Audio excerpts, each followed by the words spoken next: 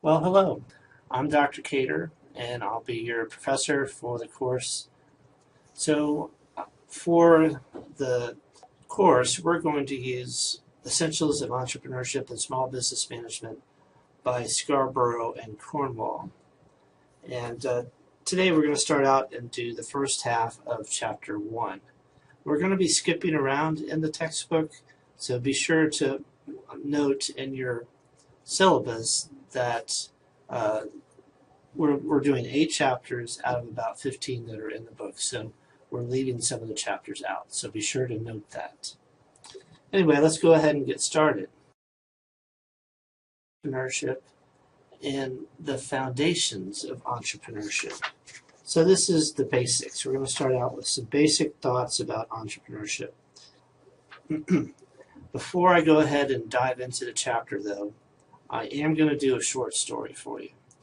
And some of you may have taken some of my other classes here at UT Tyler, but for my classes, when I have a lecture like this, I like to start out with a short story and just something to break the ice and get things started. So today, I'm going to do a short story about marriage. So here we go. Marriage is about sharing. That is what marriage is really all about. The old man ordered 1 hamburger, 1 order of french fries, and 1 drink. The old man unwrapped the plain hamburger and carefully cut it in half.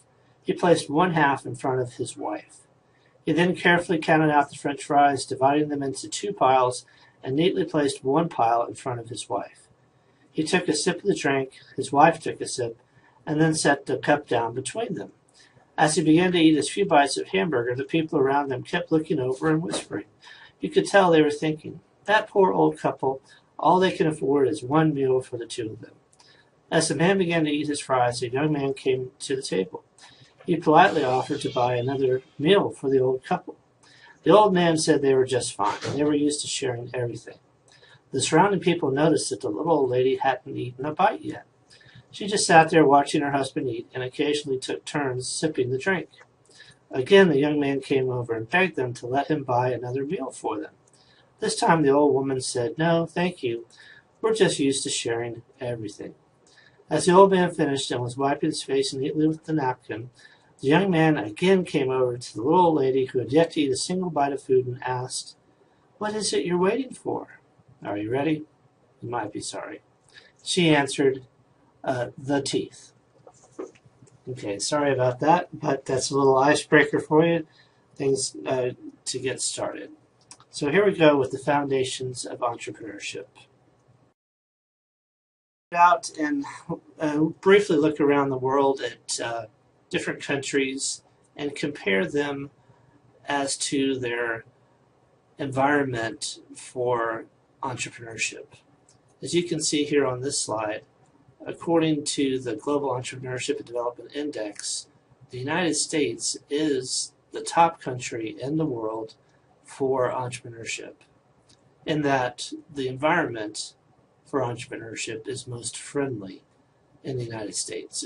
You can see the score here, United States 82.5, and then Canada's very close, and you can see the top 10, United Kingdom rounds out the top 10. And you can see also the bottom 10 countries according to GEDI score, and most of those are developing countries that don't have very good infrastructure, don't have very good legal systems, don't have a solid, stable economic base. So good news for us, we're here in the U.S., and it's the best country in the world for entrepreneurship. So a few other facts about entrepreneurship. Men are twice as likely to start a business as women. This is probably a carryover from years gone by, but it still is true that statistically more men than women are starting businesses here in the United States. But I think that gap is narrowing. Another factor that statistics tell us is that the prime age to start a business is between 35 and 44. But, on the other hand, every age group is represented in those statistics. And younger people, like most of y'all, and older folks, even people over 55, are starting businesses. So it's not limited to any one age group, but the prime age group is still 35 to 44. So another good thing is that a lot of people see entrepreneurship as a good career choice. So we might as well, here in the beginning chapter, define our terms. And what do we mean by entrepreneur?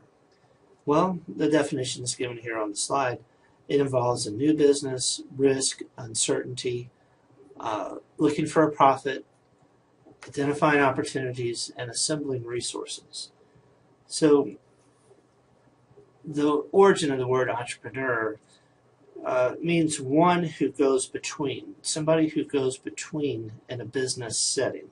So somebody who brings something together in the marketplace. I want to emphasize here that an entrepreneur brings something new to the marketplace. So when you see that term entrepreneur, entrepreneurship, it means something new is coming into the marketplace, into the business world.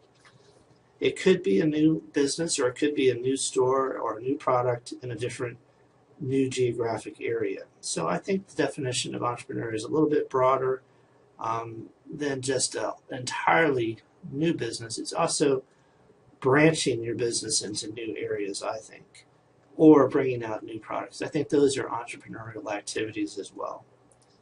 So another factor that we should note from history is that entrepreneurs are responsible for bringing about entire new industries. And in a process that the economist Joseph Schumpeter coined back in the early 1900s, the process is creative destruction, where we create new businesses and industries and replace old ones. So if you go back in history, cars replaced horses and buggies, TVs replaced radios, cell phones replaced phone booths and landlines for us. So as technology increases and gets better and better, that process is spurred on by entrepreneurs who bring about creative destruction. All right, so we've defined entrepreneur, and now we're going to look at some of the characteristics of entrepreneurs. Remember, these are people who are going it on their own, starting a business, operating a business on their own. So they have to accept full responsibility for the business, and they accept a certain amount of risk. So entrepreneurs are not gamblers, but they do take a moderate level of risk. Not a high level, not a low level, it's a moderate level of risk. And we can reduce risks as entrepreneurs by planning ahead and doing things like business plans or feasibility studies, where we plan ahead into the future and reduce factors that could harm our business. So moderate risk is always there for entrepreneurs. Besides that, entrepreneurs are self-reliant. They want to be their own boss. They have confidence. They believe in themselves. They're very determined and persistent. They do want immediate feedback. They don't want others to tell them what to do. They have a high level of energy. They have a future orientation. They're willing to put off the present gratification for future gratification. So entrepreneurs are spurred by two things: opportunities and or necessity. In the United States, 59% of businesses are started by an entrepreneur who finds an opportunity entrepreneur. They find something that's missing, a gap in the market, and so they fill that gap. They see an opportunity and they fill it. The other 41% of entrepreneurs, of the total of 100, are necessity entrepreneurs, and they do entrepreneurship as the only way they can make a living. So you either see a gap, something you can fix, or you do it because it's the only way you know to make a living. This makes a lot of sense for entrepreneurs. Serial entrepreneurs are people who start multiple businesses. They get their kicks out of starting a business. Entrepreneurs also have to be skilled at organizing. They're in it for the achievement. They're not in it for the money first. Money is a way of keeping score for entrepreneurs. Money is a byproduct. It's something that comes because they've done a good job. So entrepreneurs also tend to exhibit a few more characteristics. A high degree of commitment. They work very, very hard. They can tolerate ambiguity. They can go without a regular paycheck for a period of time. They don't have to be reinforced. They don't have to have the benefits every week, every month, like most of us who work for a large corporation. They're able to tolerate unusual, ambiguous situations. Entrepreneurs are creative. They bring in new products or services into the economy. They're flexible. They adapt to change very well. They're very resourceful. They get the most out of what they have. They practice something called bootstrapping, which we'll talk about again as we go through the course. They are very frugal. Bootstrapping refers to very frugal people who can work a business and not spend extra money. So entrepreneurs like to work hard, and they never, ever, ever give up. They're very tenacious.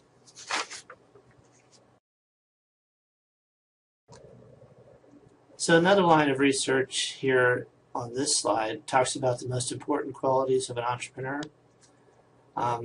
Having a vision, having an idea of what we want to do, passion, being really involved in what we're doing, caring about what we're doing, drive, working hard, integrity, being honest, innovation, bringing something new, being able to take a risk, resilient, being able to bounce back, proactive. All of these are very important qualities for an entrepreneur. On the encouraging side, one characteristic really stands out, though, and that's diversity. And by that we mean that anyone, regardless of age or race or gender or color, anyone can become an entrepreneur. Although not everybody should, you have the opportunity if you want to. And that's the wonderful thing about living in the United States as well. We do have the chance. We do have an opportunity if we want to start our own business. And across the board, it doesn't matter what color you are. It doesn't matter how old you are or where you're from. You can start a new business here in the United States. All right, some more benefits of entrepreneurship. One thing that independent people like entrepreneurs like is that you can create your own destiny. You can make a difference. You can have a business that supports a social cause that you care about, something that's good for people. And we call those people social entrepreneurs. They start a business, and yes, they want to be profitable and make their business go, but they also want to help people, some kind of cause, and make a difference for people. Entrepreneurs can also psychologically reach their full potential. Remember Maslow's hierarchy of needs? Well, entrepreneurs have the opportunity to go to the highest level of needs according to Maslow and reach self-actualization even through business efforts, which is a remarkable thing. Also, we can make money. I want to stress that although entrepreneurs don't necessarily have making money in the forefront of their minds, money comes to them because they've done a good job and they've worked hard and they've provided for people's needs or wants. So it is possible to make a lot of money, and that's a good thing. So other things, we can contribute to society. We can be recognized for that. I think a very important factor, though, is that the successful entrepreneurs that I've seen and studied enjoy what they do and they have fun at it. They don't get into a business that they hate. They do what they love to do. And I think that's a great thing. Now, we do have to admit that there are two sides to the coin for entrepreneurs. It's not all a bed of roses. We've talked about the good things, but there are concerns as well for entrepreneurs. And they're listed here on this side, sources of stress. Entrepreneurs that worry about losing their business, they have to pay back debts, they worry about losing clients or customers, they work so hard, they worry about their health, they're on call all the time. When you have a business, you think about it all the time. You're at home, you're taking a shower, you're thinking about your business. You're at home, you're trying to go to sleep, you think about your business.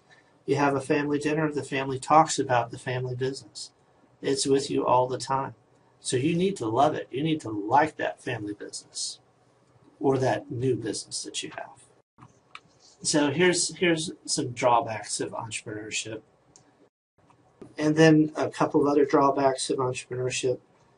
You do have complete responsibility. I said earlier in the chapter that's a good thing, that entrepreneurs like that, but there's nobody else there to help you when you start a business.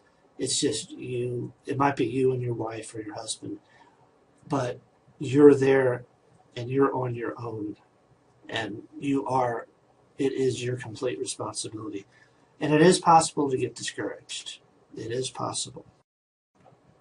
Okay, but we don't really want to dwell on the negatives of entrepreneurship. There are plenty of positives to talk about as well.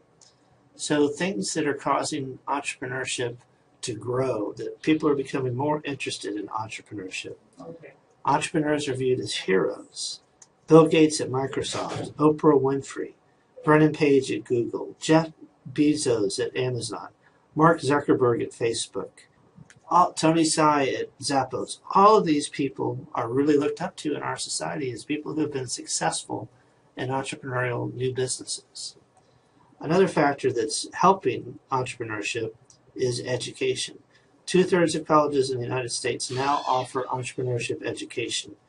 Back in the early 1970s, hardly any colleges offered entrepreneurship education. Now it's 2/3. Demographic and economic factors, the changes in demographics and changes in the economy bring about opportunities for entrepreneurs to start new businesses, because new needs are surfacing all the time in our economy as groups of people change, needs shift and change. Our economy has changed now. It's mostly a service economy. Most jobs now in the United States are in the service sector. When we started our country a couple hundred years ago, most people worked in agriculture, and then that gradually changed in the 1800s to most people working in manufacturing and production. And now into the 2000s, most people in our economy do services as opposed to manufacturing or agriculture. So it's a service economy today.